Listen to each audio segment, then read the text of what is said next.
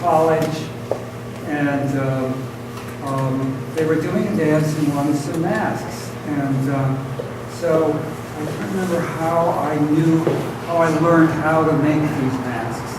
But it was a very simple technique where you model the shape of the mask in clay first, and then put layers of paper mache over that clay. It's a technique that I think dates back to the Middle Ages, probably, or maybe to ancient Greece. I really don't know. But it's one that I still use, and it's one that I teach a little bit at NYU, and that's what I teach the techniques that I teach the students there. So I had a little bit of mask making experience before I went to college. I also had created a small puppet theater. It was a one-man show. I would do Snow White and the Dwarf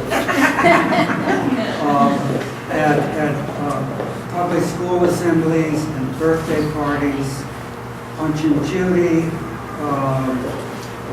Jack and the Beanstalk, a few Winnie the Pooh stories, Ferdinand the Bull.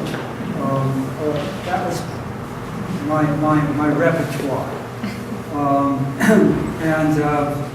And between all that and being in plays at school, that was where I found myself wanting to go into this world. I did study mime in Paris for a year on a Fulbright, and I was in London and studied acting. And then the following year, I came to New York with the idea of becoming an actor. I was, lo and behold, cast in a minuscule part in a production of Camus' Caligula, which was being done. They still did plays like that on Broadway that had large casts of people. I had one line. I was one of 7 poets, and my line was, "I summoned thee, O death," before Caligula cut me off. And we had our costume fittings at a place called, that was run by a man named Ray Diffin, who was a wonderful costumer with a wry sense of humor. He had recently come from England, and I was very curious about what went on at this costume house. And I thought, well, when this show closes, which it did after 7 weeks, I'll come back here and see if he wants somebody to do some work for him. And I did that. And it happened just by chance that they were planning a production of The Tempest that was going to be done up in Stratford, Connecticut at the Shakespeare Festival there. And they wanted, one part of the concept was that there was going to be this array of inhabitants of the isle. And they were all going to be masked figures. And the figures looked kind of like fantastical 17th century natural creatures or demons of some kind. And they had sketches of those that they wanted, of the masks they wanted. And Ray told me, okay, go home and make one of these masks. And so I went home, made a mask. They liked the mask. I got the job. I worked for Ray on and off for a good number of years. And he started referring other jobs to me, like working for Sherry Lewis, making snowsuits for her puppets to wear. I ended making a a life-size figure of Fred Astaire for her to dance with. And that was a routine that she went to do in Las Vegas for many years after she left New York. And I got all these crazy jobs of one kind or another. And this went on for a good number of years. And at the same time, I was getting some work as an actor, but not enough to make it my full livelihood. But it was very convenient because I could I could split my time between mask making and being in a show if I were in both things at the same time. So that worked out just fine. And finally, when I was at Bennington College, teaching one year, I decided it was time to put all my eggs in one basket. And I had done a certain amount of directing of plays up until then, but not a lot. And I thought, okay, I'm gonna put a play together that takes place all over the Bennington College campus and incorporates a lot of masks, some of which I'll make with the students here, and others will be things that I've already made for other productions and happen to have in my possession after the productions are over. And so I did this, and it was the first time that I'd ever seen my work outdoors in the open spaces. And it was primarily large puppets that we were using in this production. And I was really dazzled with how alive they appeared in the out of doors. Much more so, for some strange reason, than on the stage. I think it was, and I always felt that it was kind of the juxtaposition of the natural environment and this figure that is totally fabricated that appears to be existing in this environment. Something about the tension between those two elements that made this very, very much alive. It was a very complicated production with scenes that took place all over the Bennington College campus, incorporated lots and lots of students. And I was really fired up after that experience. I also met Casey Compton in that situation, who later became my wife and partner in practically everything I've done since then.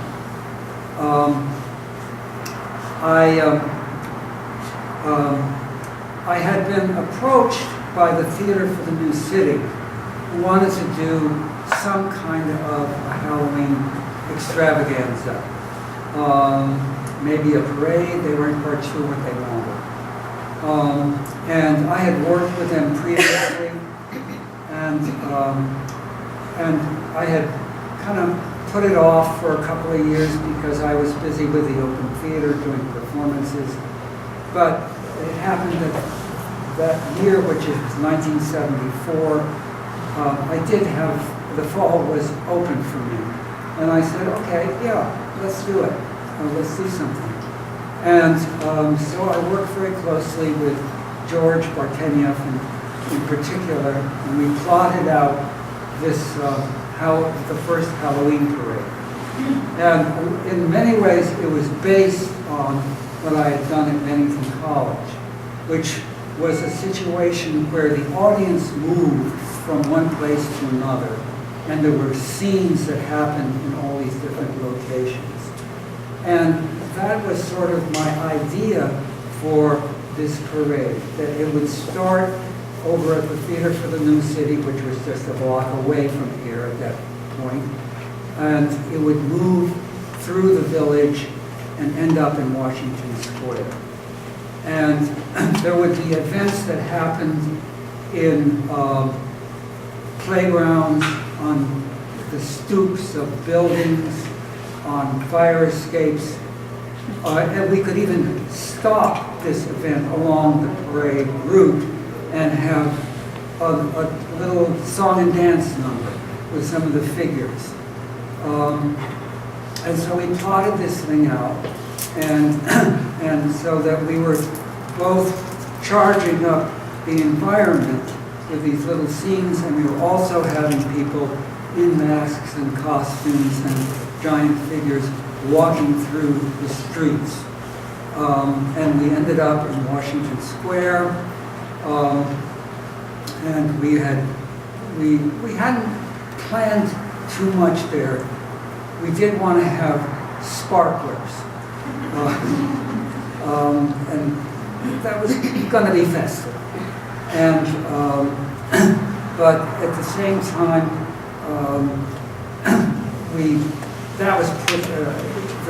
the police put an end to that. So we couldn't do that. And so the parade kind of ended on an amorphous note. And I had never thought that this was going to be an ongoing event. But after that year, well, we decided we'd do it again. And so we went on and did another parade the following year. After that experience, I felt that it was time for the parade to become its own entity. The Theater for the New City has a very busy schedule, and they're always moving from one event to another. And I felt that if this parade was really going to grow, it had to have its own organization. And we had to be able to plan things up for months in advance in order to make the thing have a decent shape and work in a sane way. And so we parted company at that point and formed our own organization, and the parade went on from there. I guess we could start with some slides now. Now, if anybody has any questions as we go along, please just raise your hands and ask me, because I like to be spurred by other people's thoughts rather than just blathering on myself. What was the year of the first parade? The first year was 74. Thank you. Okay, so here we are. I think this is, we're leaving the Theater for the New City, I believe. And these are two figures that I had previously made for a dance piece by a guy named Don Redlet. And we're coming out of the Theater for the New City to join the parade. And that's what I look back like. Oh, well.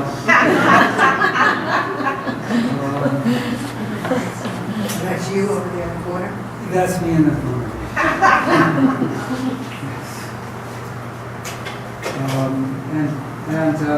I had made, these were the moons of Jupiter. They did a little dance here in the courtyard of Westbeth. It was the Spider Women Theater who were wearing the masks on that occasion. So that was one of the first events we had, was here at Westbeth. And then we moved on. Here we are on the parade route. I actually don't have too many good shots of this first parade. But here we are with this Floozy and other characters that I created going along the route. Incidentally, we did get, for the first parade, we got, I think, we had a budget of $300, which had been given to us by the City Department of Cultural Affairs. And we had one cop on a motor scooter at the front of the parade and one at the back. And that was the first event. I had called up anybody I knew to beg them to be part of this event. And the theater for the New City had given us a list of 100 names, and I think Casey had to call up all these people. Well, these were people we didn't know from Adam, and beg them to be in this parade. And so there were about 100, no, I think there were like maybe 300 people in marching in the parade. And we were indeed able to stop along the route and have little dances and songs. Okay, What was the first group? what's that? The first group, what was it? Oh, okay. Oh boy, that's going to be a little hard to remember. We started at James Street. Jane Street, thank you. Came through the courtyard here, then went over to Bleecker, went down Bleecker. I'm not quite sure where we crossed over. We got over to West 4th Street and did an event in on the steps of the Washington Square Methodist Church and went into the park from the south. The first year. Yeah. Yes. How many, did you participate in all of The little events. in all of the things in the parade, or was it like you did 10 of them, 10 puppets, and then the rest were just people in costumes, or how was it? Right. You said there were 200. Yeah. There were various people, for instance, with small dance companies, who I enlisted to do an event, sort of a battle between the powers of good and evil, that took place on the steps of the Washington Square Methodist Church. What was your costume? But they were my costumes. Everything in the parade? Well, yes, the first year, it was practically everything was my costumes. Yeah. In Abingdon Square, there was sort of a coven of witches. And I don't know if I included a shot of that. The chief piece of play equipment at that point was, for the kids, was a cement battleship with a turret, if any of you recall, that I think had been, was the gift of Robert Moses. So it was a rather peculiar sort of juxtaposition. But we did have this coven of witches was sort of inhabiting that space. And let's see, I can't remember what other places we stopped along the route, but there were a couple of them. But it was like, for instance, we did have the Spider Women doing a song in the beer restaurant. And so, and here are some of our other creatures. This two-headed pig beast had originally been made for a play of Sam Shepard's, not one of his better plays, but it was a good pig beast with two heads. And here is this sort of lizard, dragon lizard, a puppet on 3 poles. That had been made for the event that I did up at Bennington College. And here we are in the courtyard of West Bay. Go on.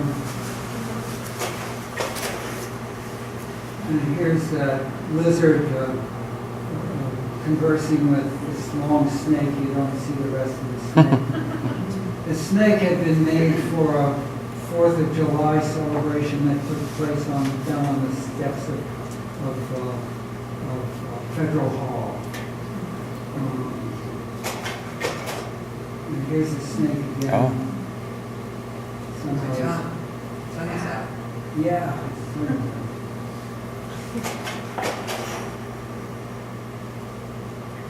More people in the parade. And you can see in those days, it was a really very much a child-friendly event. The parade started at, was it 6 or 6:30? I think it was 6. You have to read one. Yeah, it was either 6 or 6:30. So it was an early time, so it could be, it would not be a stretch for the small kids. And here's that big beast again, trying to be useful. And I had this, and one thing we did do at Washington Square was we tossed this big dummy in a blanket.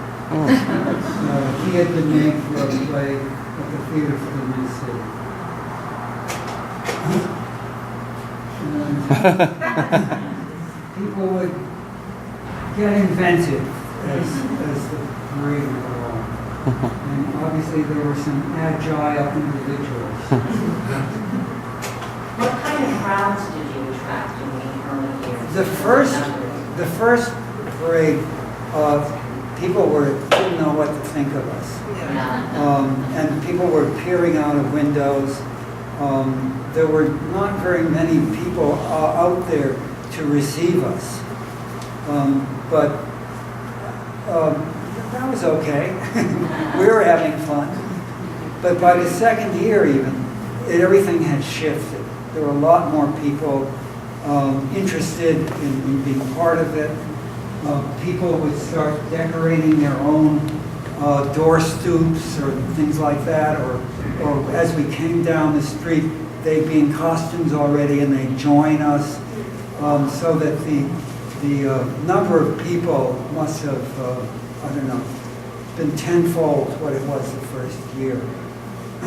This is a little while later. Here's that snake in the courtyard. Here it was. After the first 2 years, the parade started here. And we used the community room here as our dressing room.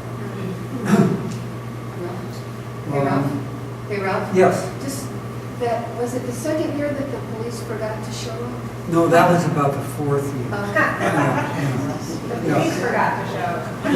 The police forgot to show up. It was big by then too, so it was really significant. Forgot. They simply forgot to show up. It was either the fourth or fifth year, and there was some. The bike patrol.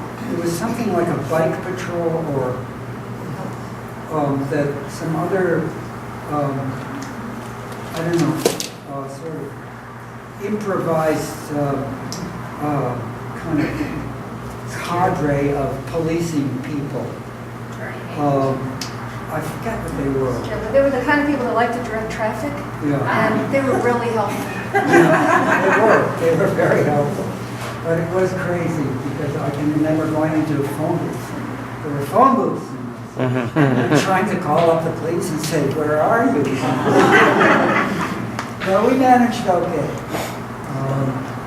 But here we are with a big crowd in the courtyard of Westbrook now, which turned out to be a really nice place for everything to heat up. You really felt the energy heating up in the corridor.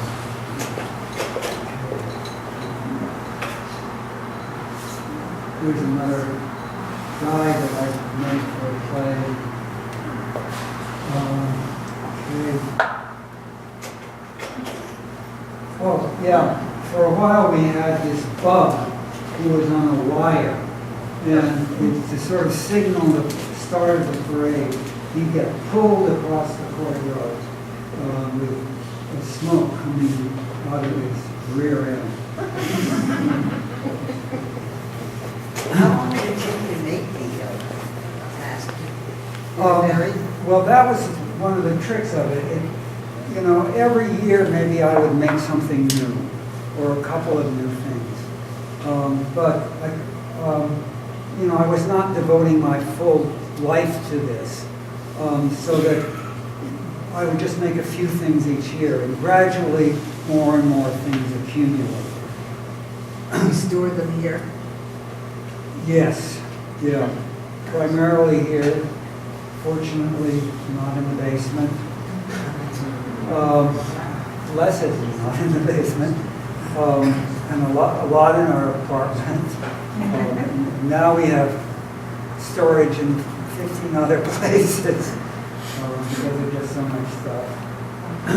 Now, Yes. how many of these puppets have survived? Have they all survived over the years, or do you have to let go of a couple? A couple I've had to let go of, but I'm amazed at how well they have survived. Most of them. Well, a lot of them are only used at one time, a year, so it's not so much of a problem. But most of them are still usable. Now here we are in the courtyard, setting up. He's sort of, you can't really make out what he is, but he's a giant skeleton that is on the ground there. And activities that happen here in the courtyard. Out on Bethune Street, bunch of monkeys. Right up to the left. Another shot of them. And a guy with a black beard and hair was a guy named Mitchell Redmond, who was a playwright. He was really one of my right-hand men during the whole early years of the parade. This is underneath here is Joan McClure, who was a real advocate for the parade. She supported the beginning, the parade from the very beginning, and she was such a wonderful person to have on your side, and always ready for a fight with whoever was standing in our way. She was just really like the godmother of the whole parade. As the parade went on, we found more and more places to put our stuff. And there's a flagpole out there. It's sort of a soldiers and sailors flagpole out on 7th and Charles, is it? 7th and Charles or something. And it had not been used for years. And we made this scarecrow and decided we'd put it up on the flagpole. I don't think there was even a string on the flagpole at that point. And this guy who was working with us, his name was Casey Schulberg, and he decided he was going to figure out how to shimmy up the pole and put a rope through the pulley at the top. And he got over there and found it was a little bit more challenging than he thought it would be. But curiously, there was a retired seaman sitting there on a bench. And he showed Casey how he could, with a rope, work his way up the pole, the way they would have done on the mast of a ship. And so we were able to get our rope and our thing up there. I notice now there's often a flag in that spot. And we would inhabit fire escapes. Here we are on Bleecker Street near a store called Johnny Jupiter, which I don't know if you'll remember way back then, but it was a really lovely place. And we would have a whole gang of people in these various situations. They would develop some kind of a scenario for themselves that they could kind of repeat or play around with, so they could be bustling around as the parade went by. Here we are in Washington Square, the second year, we decided to, this slide got out of place. The second year for the parade, we decided we're going to have a little kind of vaudeville show on a platform to end the parade with, so that there was a kind of nice climax. And I think this is actually the third year of the parade. And here you've got this devil figure that we made for this event. And behind him is this hellmouth that we also created for the parade. Okay. Yeah, here's the hellmouth. And it was a kind of elaborate affair with steel arches and so forth. But it became the place where people, performers would enter onto the stage. Another view of it. And later on, we made this whole crew of devils. And their job, by then we had given up the idea of the parade, of the show in Washington Square, because the crowds by then were so big that there's no way they could all experience this little performance. So we made a bunch of devils, costumes, and masks, and they pulled the hellmouth, which we put on wheels through the streets. Here we are back in the courtyard of Westbeth. That's my son, who could rappel down buildings as a teenager, and he's rappelling down the side of Westbeth. And at that became the gesture that set the parade off for many years. Here we are back in the parade with a camel that I had done for a play. Oh yeah, here we are with the hellmouth.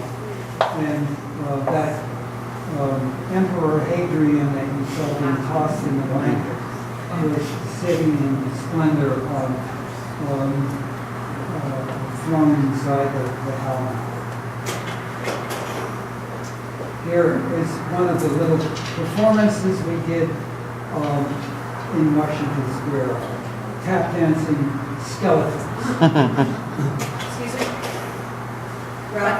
Yes. Were most of the little scenes and vignettes and stuff, were they like scary and Halloween ghoulish, or were they just theater? They all had a Halloween theme to them, but they were pretty lightweight. I mean, there was nothing seriously gory or macabre or dark. It was all pretty playful. I mean, these tap dancing skeletons were very light and lively. Was there music involved? They just kind of danced? Yes, there was music. Yeah.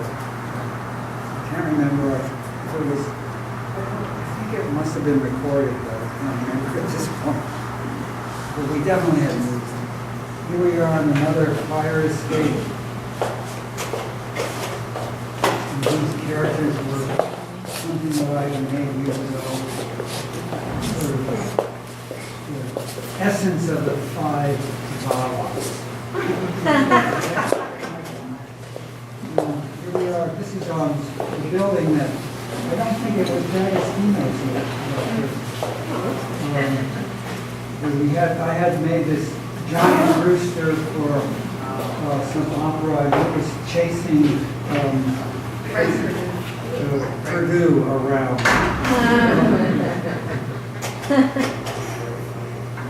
And here's the rooster. And here are a bunch of, this is the the moons of Jupiter again, put them on a roof, I think it's near the sound, where there's a Spanish restaurant, with a roof. They inhabited that space. And here we are on another balcony. Eventually, when we changed the route of the parade, it went by Jefferson Market Library on 10th Street and across on 10th over to Fifth Avenue and down Fifth Avenue into the park. And along Renwick Road, which is that building, it's about 10 brownstones that were all done by the architect Renwick. They had these little shallow balconies, and we had these elegant figures out on the balcony. And they stayed there throughout the parade? That's right, they'd stay there through the parade. One time there was I think it was a guy who was an opera singer, and he was out up on the balcony, and he was singing, and there was a woman on the street, and she knew the other part of the same opera, and they sang to each other. Close up of a camel. Ew. He's a character of greed. It was made for a play that my theater company wrote. Here's Hades, one version of Hades. He could really swirl around.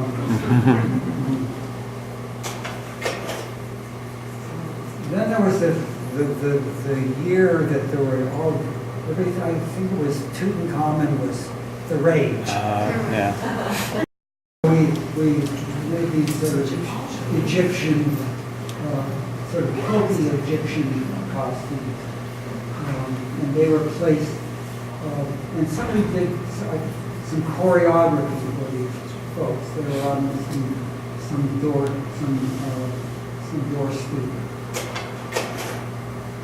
And I had made this Egyptian lion for another show. They were processed with it down the street.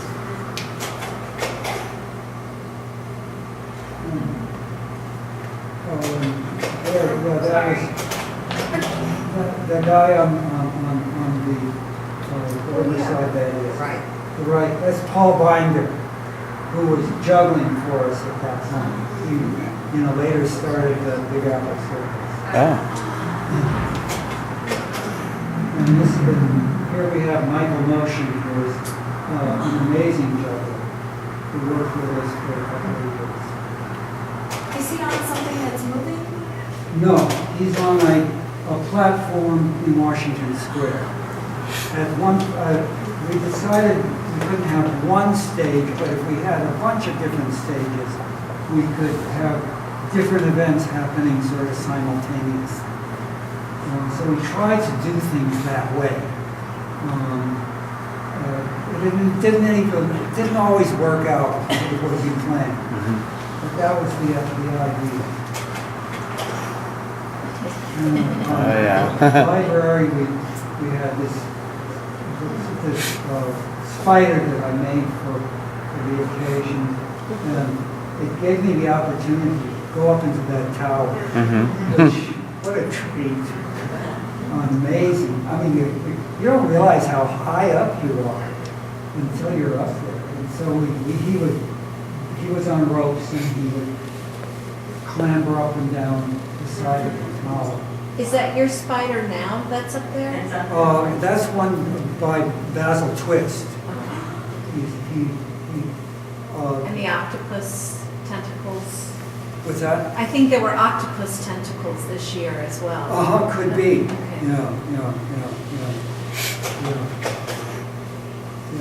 Do you know This is him? how we really, a lot of these locations as time went on, we had lights that we put in to really light up these buildings, especially I mean, the Jefferson Market Library is just aching for that to happen.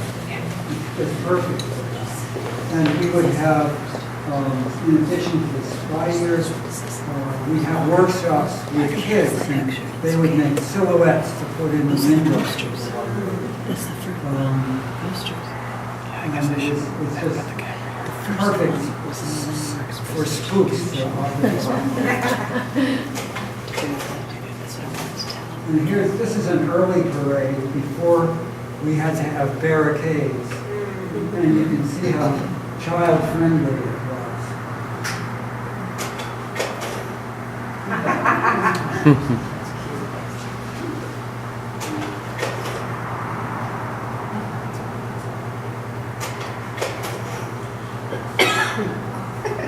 And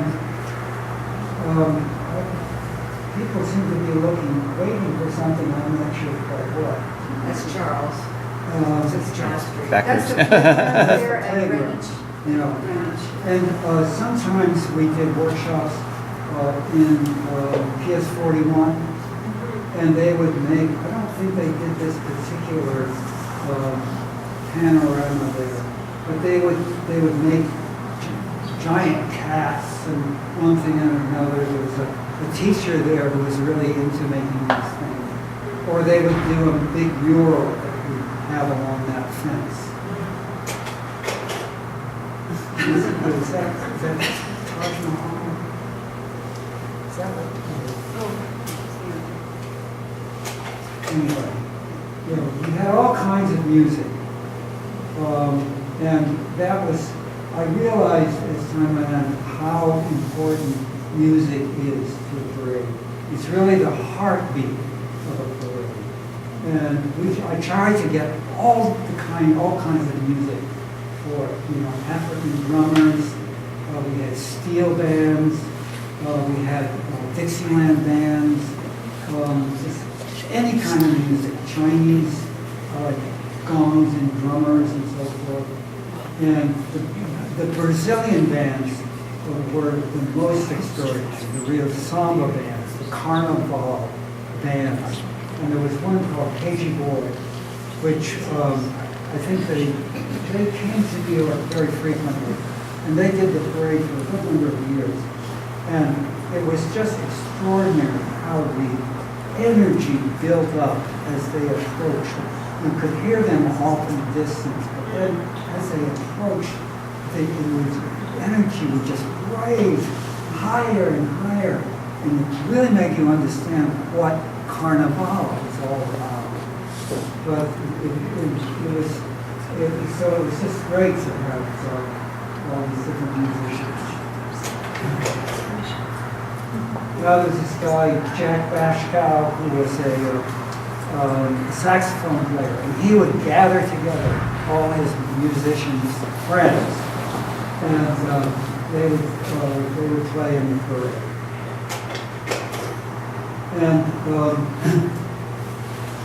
there was an old Elizabethan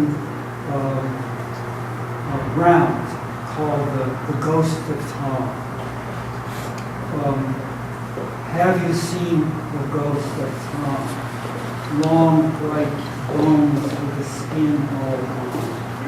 Oh, poor Tom. Wouldn't it be chilly with no skin? And I made this figure of the Ghost of Tom, and another group of friends would sing that round as they moved through the parade.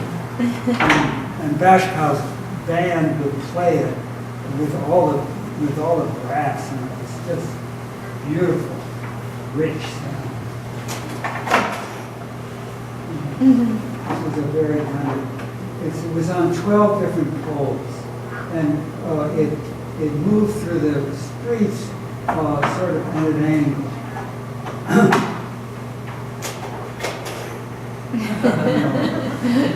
Like that. Did you practice this time? What's that? Did you practice this? Not very much.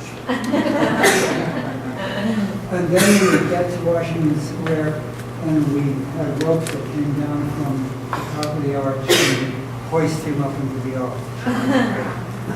Where he could, the poles at the bottom were still available so you could make him shimmy around. This guy kept appearing in the play. Years and years. What was the ghost of Tom made from? What was the material? The material, yeah, we could go back. Yeah, it was, most of it was wire frames with, I think, with maybe a bamboo pole to keep them rigid. And the various little details were first done with wire. Then it was covered with some kind of net. And then there were rope, which was sort of dyed gray, was put around to sort of exaggerate the joints. That was all sewn on. So it was quite a job.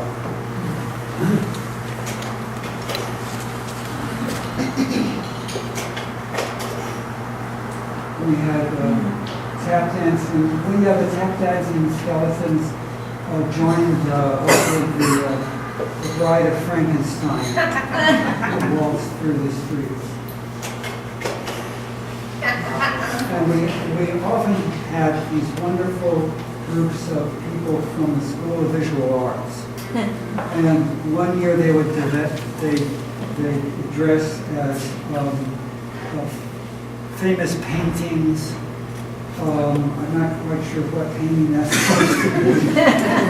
But they dress as paintings. Another year they dress as popcorn. And they come along the street and then they pop. They always had wonderful inventive ideas, and they would function as a big group too. And they would just appear, and that was so much fun. And here we have the famous painting situation. Another one of my big figures. Genie, more people on blue. A couple times we made, or tried to make these sort of ghost balloons. We start with a helium-filled balloon and put cloth over it and hoist it up in Washington Square. Once or twice they worked. Oh, jeez. I mean, this is what follows are a lot of people in their own costumes, which, it was always dazzling to me what people would come up with.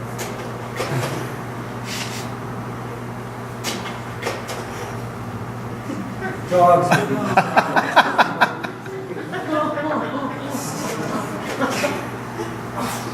Jeez. nothing but exaggeration.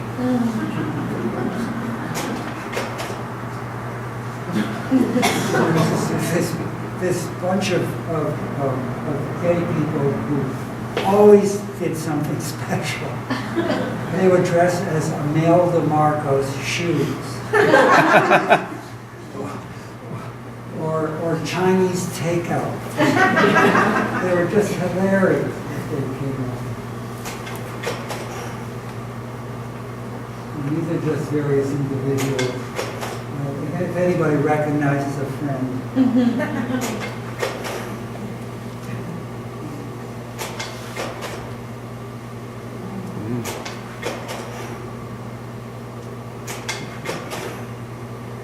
Liza.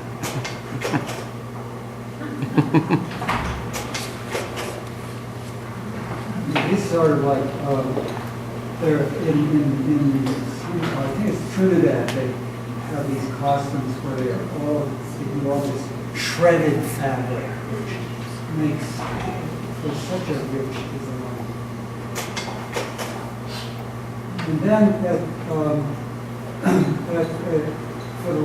for the final couple years of the parade, we had these sweepers at the front of the parade.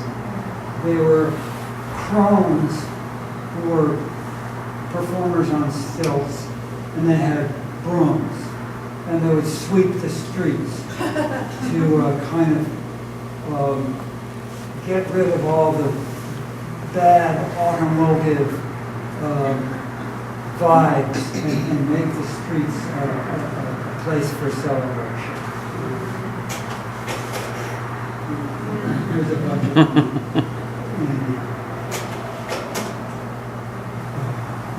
and that's it.